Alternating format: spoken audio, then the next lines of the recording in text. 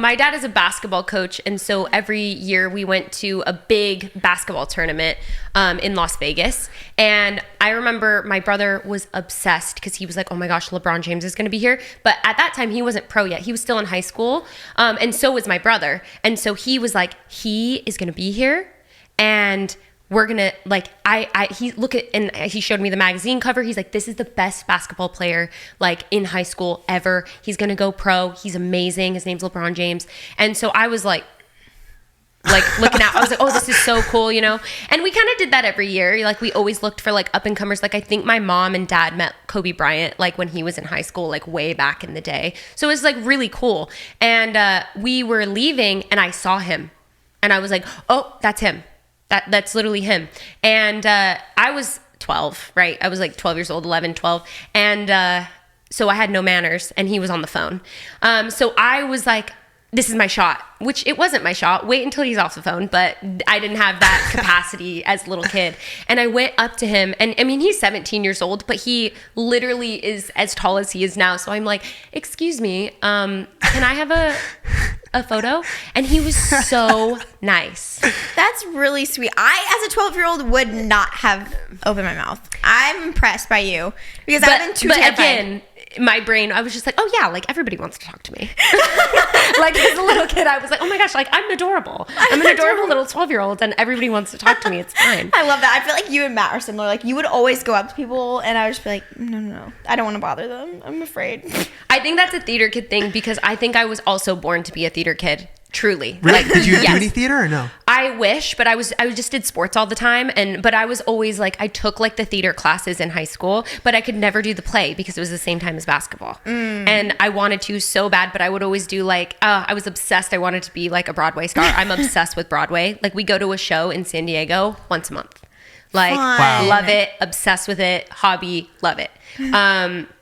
But yeah, I think it's like a theater kid thing. We're just like, oh my gosh, like shining like a bright star. Like, I don't know. Who did you have take that picture?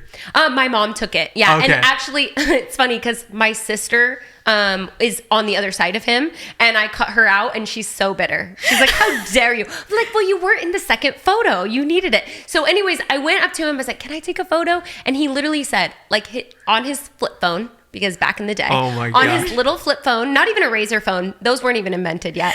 And he goes, oh, hey, just a second. And he said, of course. Aww. And he takes a picture. He literally, I'll share the original with my sister in the background, but behind my sister's back is his phone open because he's still on the phone taking the picture. Aww. And the phone looks like it's this big in his hand. Probably. Yeah. That checks out. Yeah, it is so funny. And so we took the photo. And it was just like a photo that we loved because then he became King James, right? So we were like, we have the photo before he was even King James. And like we were obviously like when you meet somebody before they even got big, like you're just like, you believe that you're related to them, right? Like somehow we're connected, like we're related. It's fine. And so yeah, when I first wanted to make the team in 2016, that was my first attempt at making the team. I remember having this vision, like not literally, like I envisioned this like thought process of me being with the basketball team and showing LeBron James like, hey, like let's recreate this photo. And I remember just like sitting in that being like, please, like I really want to do that. That would be so cool as like we're Olympians and like all these things. And I remember seeing him and instantly I went through the photo and I got it. I had it ready to go. And we were getting ponchos and I was like, I need a poncho. It was pouring rain outside.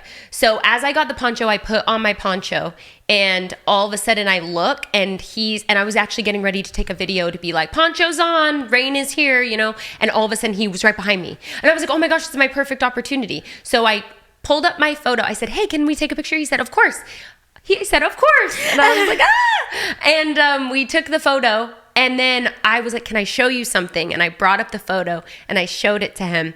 And he goes, oh my gosh. And he grabbed my phone and he's like, no way. And like, he looks at it and he's just like, this is crazy. And then as we all do, you know, when we like have we have a phone and you see a picture of yourself when you're young and you want to swipe through. So he swipes and then he realizes like, oh, I'm swiping on a stranger's phone. He's like, here you go. And he gave my phone back to me. That's so funny. But he was like that. And he's like, thank you so much for showing me. That took me back. And it was so funny because I remember when I was a little kid and we got the photo, because my brother wasn't there, so he didn't get the photo. It was such a bummer. But I remember being so excited because Isaiah, my brother, had just talked to me about the photo, and I was like, oh my gosh, like I'm gonna get to show him this picture. And I remember being like so giddy and so excited, and it was so weird because that feeling of like when he walked away, like when he had to like leave, I had that same feeling when I was a kid, and I was like, this is crazy. Like it was just the most nostalgic like thing, and I just was like, I just love him. Was the photo taken on a flip phone, the first one? Probably, yeah. Or one of those like little digital cameras. Oh, yeah. Yeah, like it was either one of those things, because the original photo is a photo of a photo. Okay. Yes. Yep. The one that. No way. Yeah. What I love about that story is how genuine and kind he was to you. Because I think people get in there, they see like a clip of some super famous person turning down a picture or saying no to like a kid when they're like walking into some event, and it's like, you have to realize that if you're that famous and literally everywhere you go, 100 people want to get your picture every second you're out in public, like you can't say yes to every single one. And so I just love that, like you clearly see his character there, you know? I know. He's so... Do you know that's not the first time I've attempted to recreate that photo with him either? No way. You're like, I tried a couple times. So at the ESPYs, I think 2 years ago, was he hosting?